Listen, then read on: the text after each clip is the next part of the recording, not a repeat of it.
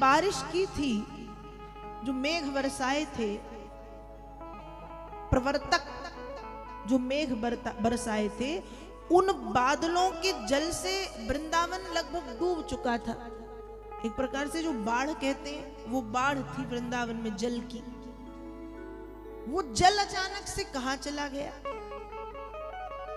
तो एक बड़ी सुंदर कथा आती है कि एक बार अगस्त ऋषि से पार्वती जी ने कहा, कहीं मिल गए चलते फिरते। तो पार्वती जी ने अगस्त ऋषि से कहा कि सरकार, प्रभु ब्राह्मण देवता, आप मेरे यहाँ भोज पर पधारिए, मैं आपको आमंत्रित करती हूँ, भोजन पाने के लिए आइए। अगस्त मुनि ने मना किया, क्योंकि वो जानते हैं कि मेरी खुराक कितनी है, इसलिए बात को टाल दिया कि माँ फिर कभी आऊंगा, मुझे कहीं और जाना है। जो भी उनको बोलना था बोला, पर पार्वती जी नहीं, आना पड़ेगा, आना पड़ेगा। जब कई कई बार कहने के बाद पार्वती जी नहीं मानी, तो अगस्त मुनि ने भगवान शंकर से कहा कि देखो प्रभु, मैं नहीं, माँ मुझे जबरन बुला रही है प्रसादी पाने के लिए, संभाल लेना। ऐसा इसलिए कहा क्योंकि अगस्त मुनि को पता है वो कितना पाते हैं।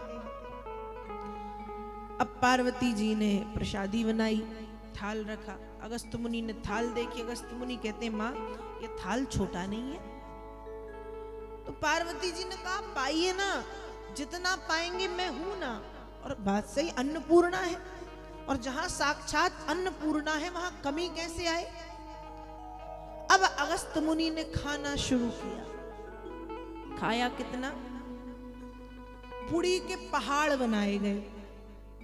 पुड़ी के एक पहाड़ नहीं, 10 पहाड़ खा गए, खीर खा गए, साग खा गए, सब्जी खा गए, और जो जो उन्होंने बनाया इतना इतना पाया। अब अन्नपूर्णा भी चिंता में, अन्नपूर्णा जो साक्षात भगवती हैं, वो चिंता में कि कैसे मैं इनको खिला पाऊंगी।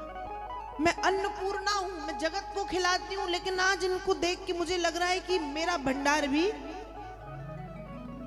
पूर्ण हो जाएगा, क्या किया जाए।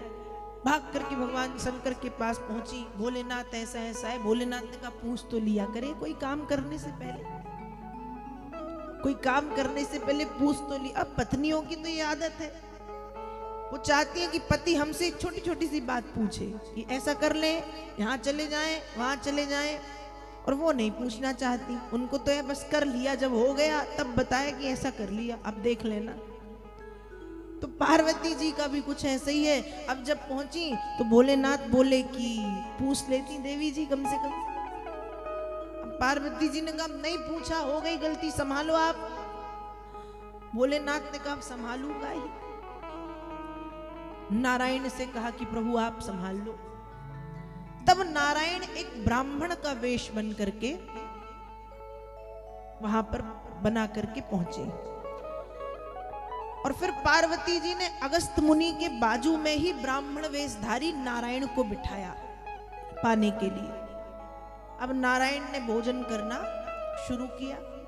नारायण ने बस एक पूड़ी खाई और हाथ धो लिए।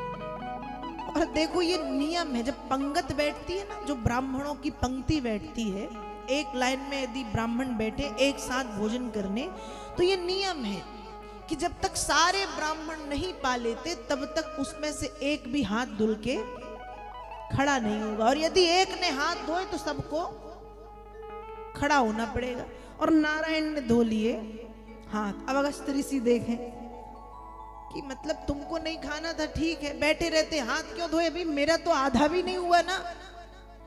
अब भगवान ने कहा, मैं तो इतने ही में मेरी तृप्ति हो गई, मैं इसलिए भगवान नारायण ने काम बना दिया कि भोजन वहां रुक गया।